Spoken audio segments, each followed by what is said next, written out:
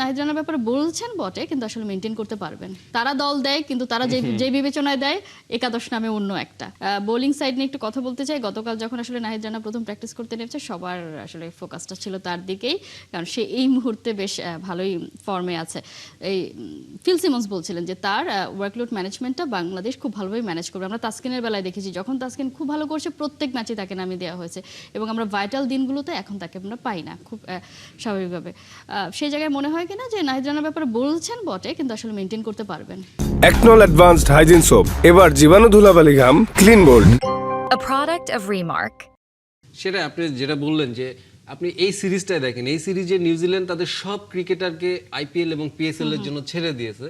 আর আমরা কি করলাম, আমরা 5 ক্রিকেটারকে 6 ক্রিকেটারকে ডেকে নিয়ে আসলাম পিএসএল থেকে, এবং তাদের দিয়েই খেলানো হবে। আপনি যদি দেখেন নিউজিল্যান্ডের যে এ দলটা খেলেছিল 2025-এর মার্চে সম্ভবত, এই সময়টাতে সিলেটে এবং মিরপুরে খেলেছিল, সেই দলের 6-7 জন কিন্তু তারা এই ন্যাশনাল টিমে নিয়ে আসছে। তার মানে তাদের প্ল্যানিংয়ে ছিল এই দলটাকেই তারা পাঠাবে। এবং আমরা কি করলাম, আমরা ওই এ দলে যাদেরকে খেলালাম তাদেরকে কিন্তু কেউই, মানে মাইদুল অঙ্কন বোধহয় খেলেছিলেন, তার বাদে কিন্তু কেউ নাই। নাইম শেখকে খেলিয়েছিলাম আমরা, তারপর বিজয়কে খেলিয়েছিলাম, সোহানকে খেলিয়েছিলাম, ক্যাপ্টেন ছিল।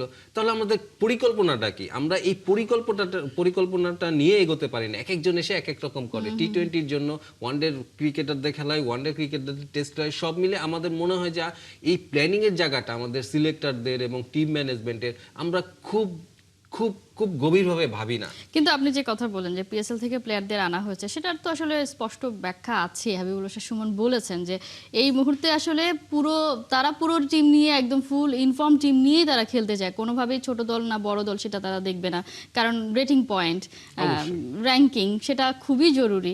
তো সেই জায়গা থেকে তো ঠিক আছে, কারণ নিউজিল্যান্ডের সেই কনফিডেন্স আছে, তাদের হয়তো একটা ম্যাচ বের করে নিয়েও যেতে পারে এই দল, বা না নিলেও তাদের আসলে প্রবলেম। তাদেরকে আমরা সবসময় দেখি তারা যে কোনো পরিস্থিতি তাদের এক্সপেরিমেন্ট বা তারা সেভাবেই খেলে। কখনোই এমন না যে খুব বেশি তাদেরকে মনে হয় যে প্যানিক বাটন প্রেস করে দিয়েছে।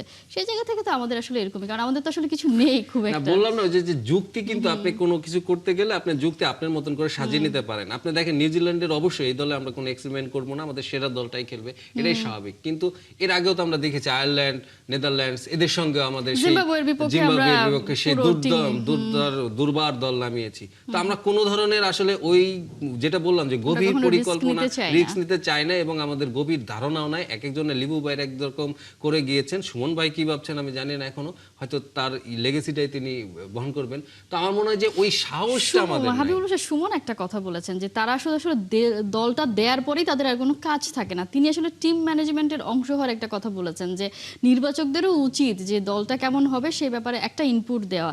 এটা কি আসলে জরুরি কিনা? কারণ আমরা সবসময় দেখি যে তারা দল দেয়, কিন্তু তারা যে বিবেচনায় দেয় একাদশ নামে অন্য একটা, সব ওপেনার ঢুকায় দিচ্ছে। হ্যাঁ, সেটা আসলে ঠিক কিনা, বা এই চাওয়াটা আসলে কতটা যৌক্তিক? না, অবশ্যই তাদের টিম ম্যানেজমেন্ট বলতে আমরা কি বুঝি? টিম ম্যানেজমেন্ট বলতে কিন্তু ক্যাপ্টেন, কোচ থাকবেন এবং সিলেক্টর যিনি থাকেন ট্যুরে তিনি থাকবেন, যদিও তারা আসলে সেভাবে যদিও থাকে না। তবে আপনি দেখেন, আমি যেটা বলছিলাম বারবার যে একটা দল তখনই আপনার একটা জায়গায় চলে যেতে পারে। আপনার যদি হাতুরা সিং এর ব্যাপারটা দেখি, দেখেন তার যে গার্ড ছিল তিনি কিন্তু টিম সিলেকশন 11 সব জায়গাটাই তার মূল্যবোধ কিংবা মূল্যবান মতামত রাখতেন আর কি, এবং তিনি খুব স্টাডি করতেন প্রতিপক্ষ নিয়ে করতেন নিয়ে। তো এইখানে কিন্তু আমরা যেটা সিমন্সের সঙ্গে আমি যতটুকু দেখেছি তাকে, আমার মনে হচ্ছে তার ওইখানে ল্যাকিং আছে, এবং তিনি ওইখানে কতটা কথা বলতে পারেন 11 সাজাতে গিয়ে, সেইখানে একজন ক্যাপ্টেনের প্রচন্ড ভূমিকা থাকে। ক্যাপ্টেন এখানে মিরাজ রয়েছেন। আমার মনে হয় যে মিরাজের ব্যাপারটাই দেখেন, মিরাজ কিন্তু লিটন যেভাবে তার একটা ক্রিকেটারকে সিলেক্টরের সঙ্গে লড়াই করে প্রায় বলা যায় যে ইয়ে করতে, আমরা শামীমের বেলায় দেখেছিলাম মিরাজ কি সেভাবে সৌম্যর ব্যাপারে বলেছে।